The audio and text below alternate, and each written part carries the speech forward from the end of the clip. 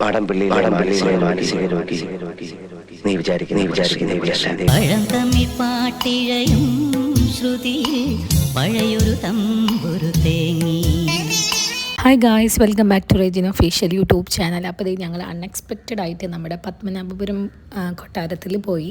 തമിഴ്നാടാണ് ഇത് വരുന്നത്. അപ്പം ഞങ്ങൾ ആദ്യമായിട്ടാണ് പോകുന്നത്. ഭയങ്കര അടിപൊളി എക്സ്പീരിയൻസ് ആയിരുന്നു. നമുക്ക് ശരിക്കും അവിടേക്ക് കയറുന്ന സമയത്ത് ഒരുപാട് മൂവീസിൽ ഇത് കണ്ടിട്ടുള്ള ഒരു ഫീലായിരുന്നു. AD 1600-കളിലാണ് ഈ കൊട്ടാരം പണിയെടുപ്പിക്കുന്നത്. 1790 വരേക്കും തിരുവിതാംകൂറിന്റെ തലസ്ഥാനമായിരുന്നു.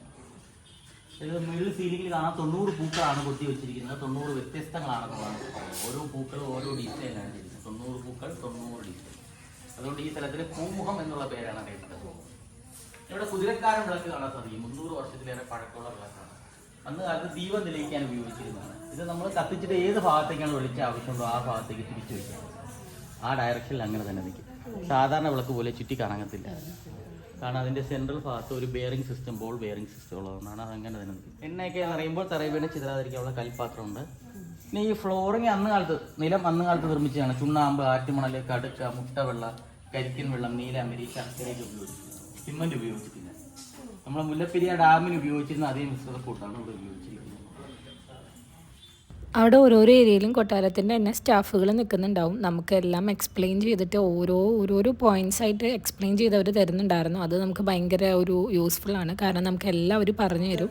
ഓണവില്ല മേടിക്കാൻ സാധിക്കും. അതായത് നമ്മൾ ബുക്ക് ചെയ്യുകയാണെങ്കിൽ ഓണവില്ല മേടിക്കാൻ സാധിക്കും. പക്ഷേ ഇത് അന്ന് കാലത്ത് പൂക്കളുടെ ഇലകളുടെ ചാറ് ഉപയോഗിച്ച് വരച്ചിട്ടുള്ള യഥാർത്ഥത്തിലുള്ള ഓണവില്ലാണ്. ശ്രീപത്മനാഭ സ്വാമിയാണ് വരച്ചിരിക്കുന്നത്. ശ്രീരാമ പട്ടാഭിഷേകം, ശ്രീകൃഷ്ണ ലീലകളാണ് സാധാരണ ഓണവില്ല് വരയ്ക്കാറുള്ളത്.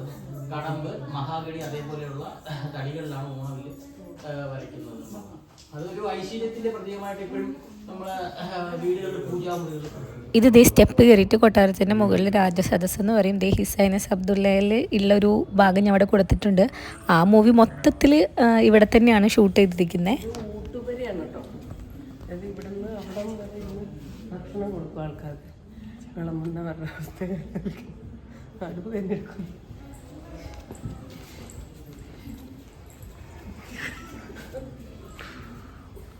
ഈ ഊട്ടുപുര താഴെയും മുകളിലും ആയിട്ടാണ് ഉള്ളത്.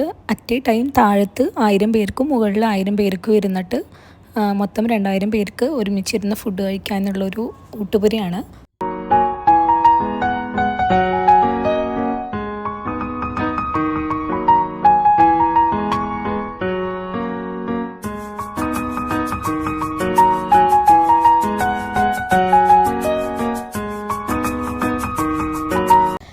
ഇതൊക്കെ അച്ചാർ ഭരണികളാണ്. പിന്നെ ഇത് ഇപ്പുറത്ത് വെള്ളം നിറച്ചു വെക്കുന്ന ഒരു ഏരിയ.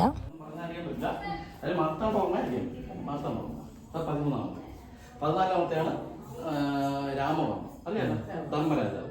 പുള്ളിയാണ് 1790 ആ കാലഘട്ടം തിരുവനന്തപുരത്തേക്ക് ഷിഫ്റ്റ് ചെയ്യണം. പിന്നെ അതിനുശേഷം അതൊക്കെ പറഞ്ഞു നേരത്തെ അവസ്ഥ പറഞ്ഞു. അതിനുശേഷം പിന്നെ തിരുവനന്തപുരത്ത് പിന്നെ സമ്പർക്കാണ്. ഇത് നോക്കുകയാണെങ്കിൽ അതായത് 90 പൂക്കളൊക്കെ പറഞ്ഞിട്ടുണ്ട്. 90 ഇത് 3 അത് ഈ ബ്രഹ്മ വിഷ്ണു മഹേശ്വര കോൺസെപ്റ്റ് അന്നത്തെ കണക്കനുസരിച്ച് കളവെടുത്ത് പോയിട്ട് പൂജ കംപ്ലീറ്റ് കാര്യങ്ങൾ ഇവിടെയാണ് നടക്കുന്നത്. അതേപോലെ ഈ ഫുള്ള് തേക്കാണ്. താഴ്ഭാഗത്ത് ഇത് 1750 തൃപ്പടിദാനം കഴിഞ്ഞതിന് ശേഷം മാർത്താണ്ഡവർമ്മ മഹാരാജാവ് നിർമ്മിച്ചത്. ഏറ്റവും താഴെ ട്രഷറി ആയിരുന്നു. ഇത് ബെഡ്റൂം, ഇതിന് മുകളിൽ മെഡിറ്റേഷൻ, അതിന് മുകളിൽ പൂജാറൂമാണ്. ഏറ്റവും മുകളിലാണ് കെടാവിളക്കും വാളും ഒക്കെ സൂക്ഷിക്കുന്നത്. നവരാത്രി പൂജയ്ക്കൊക്കെ കൊണ്ടുവന്ന വാളൊക്കെ ഇതിന് മുകളിലാണ് സൂക്ഷിക്കുന്നത്. ഇപ്പോഴും ഉണ്ട്. ഇവിടുത്തെ പൂജയ്ക്ക് അങ്ങോട്ട് പോകണം. 350 വർഷമായിട്ട് കെടാവിളക്കം സൂക്ഷിക്കുന്നുണ്ട്. ഉത്സവത്തിന് പോകുന്നു. ഇതെന്ന് പറയുന്നത് കട്ടില് ഡച്ചുകാർ രാജാവിന് സമ്മാനമായിട്ട് കൊടുത്ത കട്ടിലാണ്. ഇന്നത്തെ പല സിനിമകളിലും ഒക്കെ നമ്മൾ ഇതേ ഡ്രാഗണിൻ്റെ ഇത് കാണുന്നുണ്ട്. പക്ഷെ പണ്ടേ ഇതുണ്ടായിരുന്നു എന്ന് നമുക്ക് അവിടെയൊക്കെ വന്ന് ഇതൊക്കെ കാണുന്ന സമയത്താണ് നമുക്ക് മനസ്സിലാകുന്നത്. പിന്നെ ഇത് ചേച്ചിയും ചേട്ടനും എന്താ പറയുക, കുറേ ആൾക്കാർ ഫോട്ടോസൊക്കെ എടുക്കാൻ വേണ്ടിയിട്ട് ഉണ്ടായിരുന്നു. ഞങ്ങൾ ചെല്ലുന്ന സമയത്ത് അത്ര തിരക്കില്ലായിരുന്നു. പിന്നെ അത് കഴിഞ്ഞ് ഞങ്ങൾ ഫസ്റ്റ് ഇത് തുറക്കുമ്പോൾ തന്നെ ഞങ്ങളാണ് എത്തിയിട്ടുണ്ടായിരുന്നത്. പിന്നെ അത് കഴിഞ്ഞപ്പോൾ നല്ല തിരക്ക് വന്നു.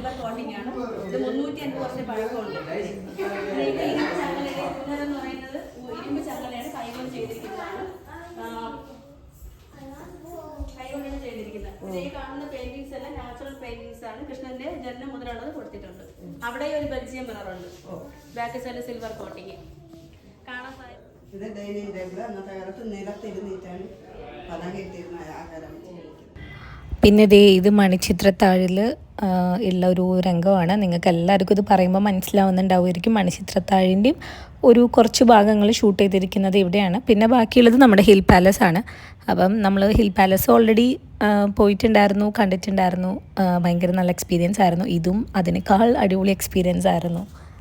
ചേച്ചി ഇതേ ഇവിടെ നമുക്ക് അതിലൂടെ നടക്കുമ്പോൾ ശരിക്കും പറഞ്ഞാൽ ഭയങ്കരമായിട്ട് ഇങ്ങനെ ആ മൂവി കണ്ടത് റിലേറ്റ് ചെയ്യും. ചേച്ചി ഇതേ എന്താ പറയുക നാഗവല്ലിയുടെ സ്റ്റെപ്പൊക്കെ ഇട്ട് ഇങ്ങനെ ഡാൻസ് ചെയ്യുവാണ്. ഭയങ്കര എന്താ പറയുക, നമ്മൾ മൂവി ഒരുപാട് തവണ കണ്ടതുകൊണ്ട് തന്നെ നമുക്ക് ഓരോരോ സ്ഥലങ്ങളിലെത്തുമ്പോൾ നമുക്ക് മൂവിയായിട്ട് ഭയങ്കരമായിട്ട് റിലേറ്റ് ആവും.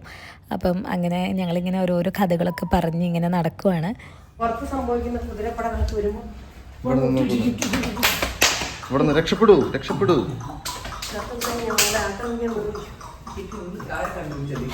എഞ്ചിനീയറിംഗ് അവിടുത്തെ ഓരോരോ കൊത്തുപണികളായിക്കോട്ടെ, ഓരോരോ ഏരിയ ആയിക്കോട്ടെ, ഭയങ്കര രസമാണ് കാണാൻ. കാരണം നമുക്ക് ഇന്നത്തെ ഒരു കാലഘട്ടത്തിൽ ഇങ്ങനത്തെ കാഴ്ചകളൊന്നും ഒരിക്കലും നമുക്ക് തിരിച്ചു കിട്ടാൻ പോണില്ല. അപ്പം നമുക്ക് ഇതുപോലെയുള്ള സ്ഥലങ്ങളിൽ പോയിട്ടാണ് നമുക്കിതൊക്കെ കാണാൻ പറ്റത്തുള്ളൂ.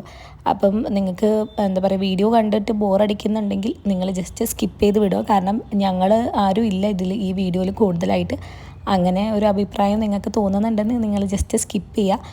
എനിക്കിത് എല്ലാവർക്കും ഒന്ന് ഷെയർ ചെയ്യണമെന്ന് തോന്നി. കാരണം എല്ലാവർക്കും എത്തിപ്പെടാൻ പോസിബിൾ ആയിരിക്കില്ല ഇങ്ങനെയുള്ള സ്ഥലങ്ങളിൽ. അപ്പോൾ കാണാത്ത ആൾക്കാർക്കും കൂടെ വേണ്ടിയിട്ടാണ് ഞാൻ ഈ വീഡിയോ അപ്ലോഡ് ചെയ്യുന്നത്. നിങ്ങൾക്ക് ഇഷ്ടപ്പെടുവാണെങ്കിൽ നിങ്ങൾ കാണുക, ഇല്ലാത്ത ആൾക്കാർ അത് സ്കിപ്പ് ചെയ്യുക. പിന്നെ ഇതിങ്ങനെ ഈ കൊട്ടാരം ഒരു ഏരിയയിൽ ഒരു കൊട്ടാരം, പിന്നെ വേറെ ഏരിയയിൽ അങ്ങനെയായിട്ട് ഇങ്ങനെ സ്പ്ലിറ്റായിട്ടാണ് ഇത് കിടക്കുന്നത്. അപ്പോൾ ഇതേ അവിടെ ഒരു എന്താ പറയുക പ്രതിഷ്ഠയുണ്ട് ദേവിയുടെ. അപ്പം അവിടെ ഇപ്പോഴും പൂജകൾ നടക്കുന്നുണ്ട്. പിന്നെ ഇത് പത്തായമാണ്. നിങ്ങൾക്ക് അറിയുമായിരിക്കും, പണ്ട് ഉള്ള ആൾക്കാർക്കൊക്കെ ഒരുവിധം അറിയുമായിരിക്കും. നെല്ല് നമ്മൾ ശേഖരിച്ച് വെക്കുന്ന പത്തായമാണ്. പിന്നെ അവിടെ പണ്ടത്തെ ഗ്രാമഫോൺ. ഇത് മാത്രമല്ല, അവിടെ ഒരുപാട് നമ്മൾ കാണാത്തതായിട്ടുള്ള ഒരുപാട് സംഭവങ്ങളുണ്ട്. പണ്ട് നിലനിന്നിരുന്ന ഒരുപാട് സംഭവങ്ങളുണ്ട്. പിന്നെ നല്ല മഴയും പെയ്യുന്നുണ്ടായിരുന്നു അതിൻ്റെ കൂടെ തന്നെ. പിന്നെ അവിടെ കുറേ കലാരൂപങ്ങളുമായിട്ട് ബന്ധപ്പെട്ടിട്ടുള്ള ഒരുപാട് ഉപകരണങ്ങളുണ്ട്. പിന്നെ ഞങ്ങൾക്ക് ഭയങ്കര ഒരു ക്യൂരിയോസിറ്റി ആയിട്ട് തോന്നിയത് അവിടെ ഈ പ്രസവത്തിന് വേണ്ടി മാത്രമുള്ളൊരു റൂം ഞങ്ങൾ കണ്ടു. പിന്നെ അതിനോട് റിലേറ്റ് ആയിട്ട് തന്നെയാണ് ഈ തൊട്ടിൽ കാണുന്നത്. ഇതിൻ്റെ തൊട്ടപ്പുറത്താണ് ഈ പ്രസവ മുറി. ഇതാണ് അതിൻ്റെ ഡോറ് വരുന്നത്, ഒരു കുഞ്ഞൊരു റൂം. അങ്ങനെ അടുക്കളയാണ്. അടുക്കളയിൽ തന്നെ നമുക്ക് ഒരുപാട് എന്താ പറയുക പാത്രങ്ങൾ കാണാം. പണ്ടത്തെ കാലത്ത് യൂസ് ചെയ്തുകൊണ്ടിരുന്ന പല പാത്രങ്ങളും നമുക്ക് ഇന്നും അതൊന്നും കാണാനേ ഇല്ല നമ്മുടെ അടുക്കളകളിലൊന്നും. അപ്പോൾ അത് നമുക്ക് ഭയങ്കര ഒരു നല്ലതായിട്ട് തോന്നി. പിന്നെ ഇത് കുളക്കടവാണ്. നമുക്ക് കുളത്തിൻ്റെ അങ്ങോട്ട് ഇറങ്ങാനൊന്നും പറ്റത്തില്ല, പക്ഷെ നമുക്ക് ഇങ്ങനെ കാണാം. നല്ല രസമുണ്ട് കാണാൻ വേണ്ടിയിട്ട്. അങ്ങനെ ഇറങ്ങി നമുക്ക് കുളത്തിലോട്ടൊന്നും പോകാൻ പറ്റില്ല, പക്ഷെ ഭയങ്കര നല്ലതായിരുന്നു.